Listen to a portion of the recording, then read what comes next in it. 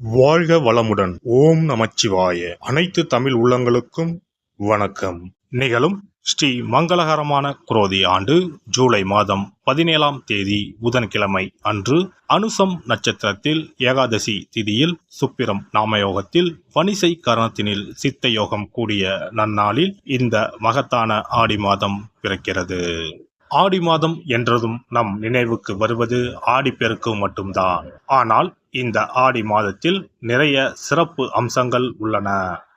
ஆடி செவ்வாய், ஆடி வெள்ளி, ஆடி பூரம், ஆடி அமாவாசை என வரிசையாக நிறைய தினங்கள் கொண்டாடப்படுகிறது.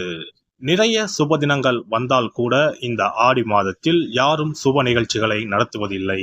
திருமணம் மற்றும் வளைகாப்பு போன்ற சுப நிகழ்ச்சிகளை இந்த மாதத்தில் வைப்பதில்லை. புதுமண தம்பதிகளையும் இந்த மாதத்தில் பிரித்து வைப்பது உண்டு.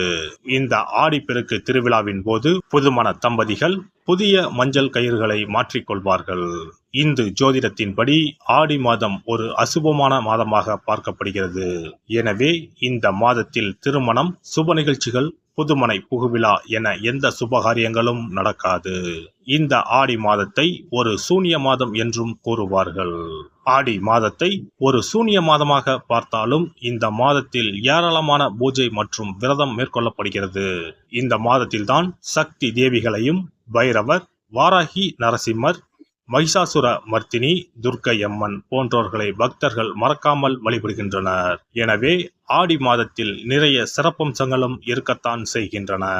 ஆடி மாத கிரகநிலை என எடுத்துக்கொண்டால் ரிஷபத்தில் குருவும் செவ்வாயும், கடகத்தில் புதன், சுக்கிரன், சூரியனும், கன்னியில் கேது பகவானும், கும்பத்தில் சனியும், மீனத்தில் ராகு பகவானும் உள்ளனர். இம்மாத கிரக பெயர்ச்சி என பார்த்தால் ஆடி மாதம் 3ஆம் தேதி புதன் பகவானும் 15ஆம் தேதி சுக்கிர பகவானும் இடப்பெயர்ச்சி ஆகின்றனர். அதைத் தொடர்ந்து 20ஆம் தேதி புதன் பகவான் வக்கிரம் அடைகிறார். ஆக புதனும் சனியும் இம்மாதம் வக்கரத்தில் சஞ்சாரம் செய்கின்றனர். இந்த கிரக அமைப்பினால் உங்கள் வாழ்வில் உண்டாகும் சுப மற்றும் அசுப பலன்கள் என்ன என்பதனை பற்றி காண்போம். துன்பத்தை கூட இன்பமாக மாற்றும் வல்லமை கொண்ட கும்பராசி அன்பர்களே, இந்த மாதம் எல்லா வகையிலும் நன்மைகள் உண்டாகும். உடல் உழைப்பு அதிகரிக்க செய்யும். தேவையற்ற பயணங்கள் உண்டாகும். விழிப்புடன் இருப்பது நல்லது. சுப செலவுகள் உண்டாகும். கையிருப்பு கரையும். ஆன்மீக யாத்திரைகள் சென்று வருவீர்கள். தொழில் வியாபாரத்தை பொறுத்தவரை போட்டிகளை சந்திக்க வேண்டி இருக்கும். பார்ட்னர்களுடன் சுமூகமாக செல்வது நல்லது. பழைய பாக்கிகள் வசூலாவதில் தாமதம் ஏற்படும். வியாபாரம் எதிர்பார்த்த அளவு வேகமாக நடக்காவிட்டாலும் லாபம் குறையாமல் இருக்கும். புதிய ஆர்டர்கள் கிடைப்பது தாமதப்படும். உத்தியோகத்தில் இருப்பவர்கள் கடினமான பணிகளை செய்ய வேண்டி இருக்கும். வேலையை விட்டு வேறு வேலைக்கு செல்லலாமா என்று கூட தோன்றலாம். மனம் தளராமல் இருப்பது நல்லது. வீடு, வாகனம் ஆகியவற்றால் செலவுகள் ஏற்படும். அடுத்தவர் பிரச்சனைகளில் தலையிடுவதை தவிர்ப்பது நல்லது. தடங்கல்கள், கூடுதல் உழைப்பு ஆகியவற்றை சந்திக்க வேண்டி இருக்கும். குடும்பத்தில் அமைதி குறையலாம். கணவன் மனைவிக்கு இடையே திடீர் மனஸ்தாபம் ஏற்படலாம். பிள்ளைகள் கல்விக்கான செலவு அதிகரிக்கும். அத்துடன் தேவையானவற்றையும் வாங்கி தருவீர்கள். கணவன் மனைவிக்கு இடையே இருந்த வருத்தங்கள் நீங்கும். பிள்ளைகள் விஷயத்தில் அதிக அக்கறை காட்டுவீர்கள். பெண்களை பொறுத்தவரை அடுத்தவர்கள் பொறுப்புகளை ஏற்காமல் தவிர்ப்பது நல்லது. எதிர்பாராத செலவுகள் வரலாம். விருந்து, கேளிக்கை நிகழ்ச்சிகளில் கலந்து கொள்வீர்கள். ஆன்மீக பயணம் செல்வதில் விருப்பம் உண்டாகும். கலைத்துறையினருக்கு வெளிநாட்டு வாய்ப்புகள் கைகூடி வரும்.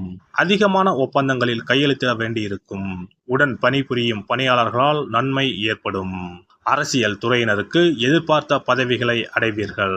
மேலிடத்தின் மூலம் உங்கள் காரியங்கள் அனைத்தும் பரிசீலனை செய்யப்படும். மாணவர்களை பொறுத்தவரை பாடங்களை கவனமாக படிப்பது அவசியம். வீண் விவகாரங்களை விட்டு விலகுவது நல்லது. நட்சத்திர பலன்கள். அவிட்டம் நட்சத்திரம். இந்த மாதம் நீண்ட தூர தகவல் நல்லவையாக இருக்கும். எதிலும் நிதானம் தேவை. அதிக கோபத்தால் வீண் பகை உண்டாகலாம். மற்றவர்களுக்கு உதவி செய்வதில் ஆர்வம் காட்டுவீர்கள். பணவரத்து தாமதப்படும். கோபத்தை தவிர்ப்பது நல்லது.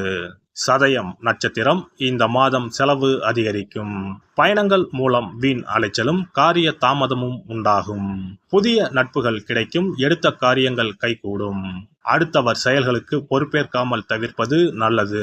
பணம் கொடுக்கல் வாங்கலில் கவனம் தேவை. பூரட்டாதி நட்சத்திரம். இந்த மாதம் தொழில் வியாபாரம் சுமாராக நடக்கும். கடன் பிரச்சனைகள் கட்டுக்குள் இருக்கும். எதிர்பார்த்த லாபம் கிடைத்தாலும் செலவும் உண்டாகும். உத்தியோகத்தில் இருப்பவர்கள் அதிகம் உழைக்க வேண்டியிருக்கும். பகவத்கீதை படித்து கிருஷ்ணனை வணங்கி வர எல்லா பிரச்சனைகளும் தீரும். மன மகிழ்ச்சி உண்டாகும். சிறப்பு தொகுப்பு. ஆடி மாத சிறப்புகள் மற்றும் வழிபாடு தொடர்பான சில குறிப்புகளை பற்றி காண்போம். ஆடி மாதத்தில் சிவனின் சக்தியை விட பார்வதியின் சக்தி அதிகமாக இருக்கும் என்பது ஐதீகம். ஆடி மாத அமாவாசை அன்று மறைந்த முன்னோர்களுக்கு பிதுர் கடமைகளை செய்தால் ஆண்டு முழுவதும் பித்ருக்களுக்கு கடன் கொடுத்த பலன் கிடைக்கும். ஆடி மாதம் சுக்லா தசமியில் திக் தேவதா விரதம் இருக்க வேண்டும். அன்று திக் தேவதைகளை அந்தந்த திக்குகளில் வணங்கி பூஜித்தால் நினைத்தது நடக்கும். ஆடி மாதம் சுக்லபட்ச ஏகாதசி முதல் கார்த்திகை மாதம் சுக்லபட்ச ஏகாதசி வரை மாத உபவாசம் இருப்பது குடும்பத்தில் அமைதியை ஏற்படுத்தும். ஆடி மாத செவ்வாய்க்கிழமைகளில் கோவிலில் எலுமிச்சப்பழ விளக்கு ஏற்றினால் கூடுதல் பலன்கள் கிடைக்கும். ஆனால் எலுமிச்சப்பழ விளக்குகளை ஒருபோதும் வீட்டில் ஏற்றக்கூடாது. வளர்பிறை துவாதசி நாளில் தொடங்கி கார்த்திகை மாதம் வளர்பிறை துவாதசி நாள் வரை பெண்கள் துளசி பூஜை செய்து வந்தால் நினைத்தது நடைபெறும். வீட்டில் சகல செல்வங்களும் குவியும். ஆடி மாதம் செவ்வாய் வெள்ளிக்கிழமைகளில் காமாட்சி தேவியை வணங்கினால் திருமண தடைகள் விலகி சுபம் உண்டாகும். ஆடி மாதம் முழுவதும் மீனாட்சியை வழிபட்டால் குடும்பத்தில் அமைதி ஏற்படும். ஆடி மாதம் முத்துமாரியம்மனை மனமுருக வழிபட்டால் திருஷ்டிகள் விலகிவிடும். ஆடி மாதம் சுக்ல துவாதசியில் மகா விஷ்ணுவை நினைத்து விரதம் இருந்தால் செல்வம் பெருகும். ஆடி மாதம் சுக்லபட்ச ஏகாதசி தினத்தன்று அன்னதானம் செய்தால் சகல பாக்கியங்களும் கிடைக்கும். இம்மாதம் ஏகாதசி துவாதசி நாட்களில் அரச மரத்தை சுற்றி வந்து வழிபட்டால் வாழ்வில் மகிழ்ச்சி உண்டாகும். ஆடி மாத வெள்ளிக்கிழமைகளில் மகாலட்சுமியை வழிபட்டால் வீட்டில் செல்வம் சேரும். இம்மாதம் ஏதாவது ஒரு வெள்ளிக்கிழமை அம்மனை ஆவாகனம் செய்து வீட்டுக்கு வரவழைத்து வழிபடுவது சிறப்பை தரும். ஆடி மாதம் குத்து விளக்கை லட்சுமியாக பாவித்து அலங்கரித்து வழிபடுதல் வேண்டும். ஆடி மாதம் அம்மனுக்கு பால் பாயசம் சர்க்கரை பொங்கல் வைத்து வணங்குதல் வேண்டும். அம்மனை வழிபடும் போது மறக்காமல் லலிதா சகஸ்ரநாமம் சொல்ல வேண்டும். இம்மாதம் வீட்டில் சிறப்பு பூஜைகள் செய்யும் போது சிறு பெண் குழந்தைகளை அம்மனாக பாவித்து உணவு கொடுத்து ரவிக்கை சீப்பு குங்குமச்சிமிழ் கண்ணாடி வளையல் தாம்பூலம் கொடுக்க வேண்டும். இம்மாதம் அம்மனுக்கு சாற்றப்படும் வளையல்களை பெண்கள் அணிந்து கொண்டால் திருமண பாக்கியம் குழந்தை பாக்கியம் சகல நலன்களையும் நீங்காத செல்வத்தையும் பெறலாம். ஆடி மாத வெள்ளிக்கிழமைகளில் அதிகாலையில் எழுந்து குளித்து தூய ஆடை அணிந்து சாணத்தை பிள்ளையராக பிடித்து செவ்வரளி செம்பருத்தி அருகு கொண்டு சூரிய உதயத்திற்கு முன்னர் விநாயகரை பூஜிக்க வேண்டும். வாழை இலை மீது நெல்லை பரப்பி அதன் மீது கொழுக்கட்டை வைத்து விநாயகரை வழிபட செல்வம் கொளிக்கும். ஆடி பௌர்ணமி அன்று சிவபெருமானுக்கு திரட்டுப்பால் அபிஷேகம் செய்து கருப்பு பட்டாடை 100 முத்துக்கள் கோர்த்த மணிமாலை கரு ஊமத்தம் பூ மாலை அணிவித்து மூங்கில் அரிசி பாயாசம் படைத்து வழிபட்டால் எப்பேற்பட்ட பகையும் விலகும். பொதுவாகவே வெள்ளிக்கிழமைகள் அம்பாளுக்குரிய சிறந்த நாட்களாகும். இதனோடு அயனத்துக்குரிய சிறப்பும் சேர்வதால் ஆடி மாதத்தில் வரும் வெள்ளிக்கிழமைகள் அம்பாளுக்கு தனிச்சிறப்பு கொண்டவையாக கருதப்படுகின்றன. எல்லாம் வல்ல இறையருளால் நீங்களும் உங்கள் அன்பு குடும்பமும் உடல் நலம் நீலாயுள் நிறை செல்வம் உயர் புகழ் மெய்ஞானம் ஓங்கி வாழ்க வளமுடன்.